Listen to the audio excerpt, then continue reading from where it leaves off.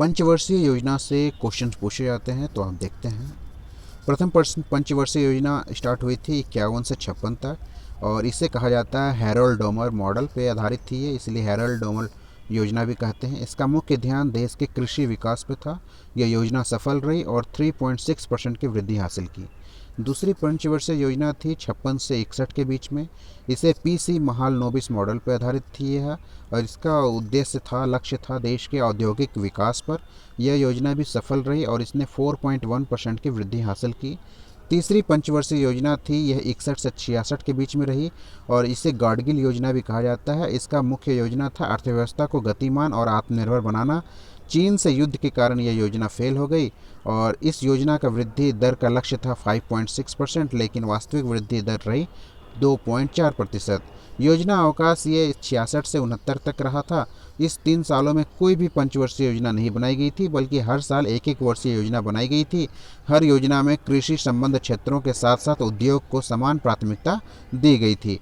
योजना अवकाश को बनाने के पीछे कारण था भारत पाकिस्तान युद्ध और तीसरी पंचवर्षीय योजना की विफलता।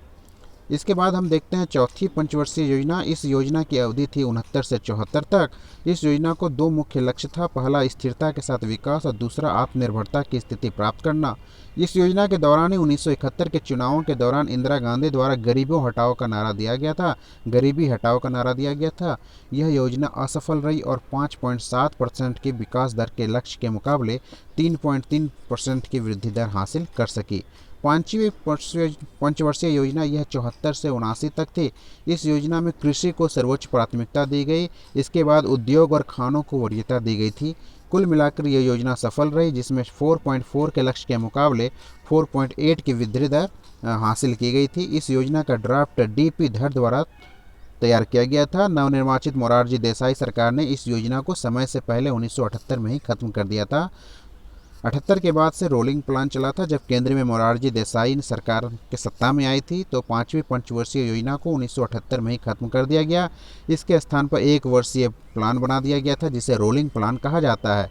छठी पंचवर्षीय योजना इसकी अवधि थी 80 से 85 तक। इसका मुख्य उद्देश्य था गरीबी उन्मूलन और तकनीकी आत्मनिर्भरता प्राप्त करना। और छठी पंचवर्षीय योजना में आर्थिक उदारीकरण की शुरुआत की गई थी। मूल्य नियंत्रण समाप्त हो गए थे, राशन की दुकानें बंद कर दी गई थी, जिससे खाद्य कीमतों में वृद्धि हो गई थी। देश में महंगाई ने अपने पैर पसारने शुरू कर दिए थे।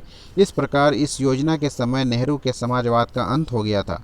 इसी योजना के समय देश में फैमिली प्लानिंग की शुरुआत की गई थी। तो छठी पंचवर्षीय योजना में फैमिली प्लानिंग की शुरुआत की गई थी। नाबार्ड बैंक 1982 की स्थापना हुई थी। यह योजना सफल हुई थी। इसका विकास लक्ष्य था 5.2, लेकिन इसने 5.7 की वृद्धि दर हासिल की थी।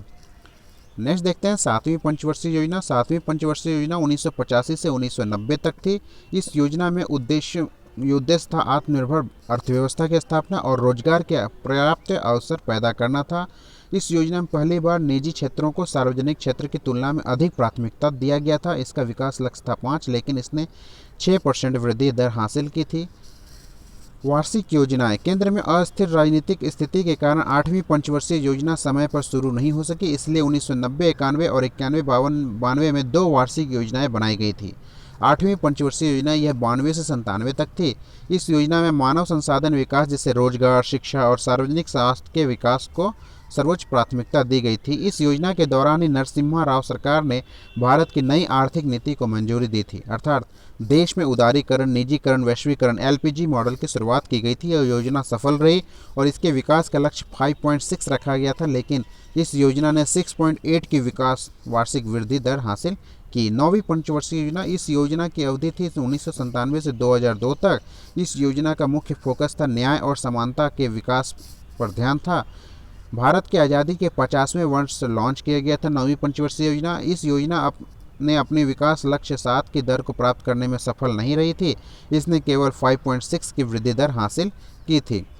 10वीं पंचवर्षीय योजना यह 2002 से 2007 तक रही। इस योजना का लक्ष्य था 10 वर्षों में भारत की प्रति व्यक्ति आय को दोगुना करना।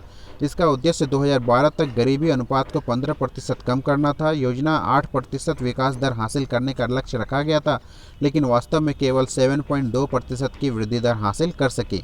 11वीं पंचवर्षीय योजना। इस योजना की अवधि 2007 से 2012 तक थी। यह योजना सी रंगराजन द्वारा तैयार की गई थी। इसकी मुख्य थीम थी तेज और अधिक समावेशी विकास।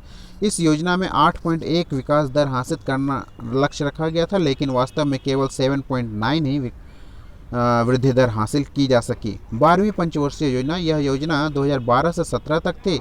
इस योजना सी रंगराजन द्वारा तैयार की गई थी। इसकी मुख्य थीम थी तेज, अधिक समावेशी और सतत विकास, और 8% विकास दर हासिल करने का लक्ष्य था, लेकिन वास्तव में 6.8% वृद्धि दर हासिल की जा सकी।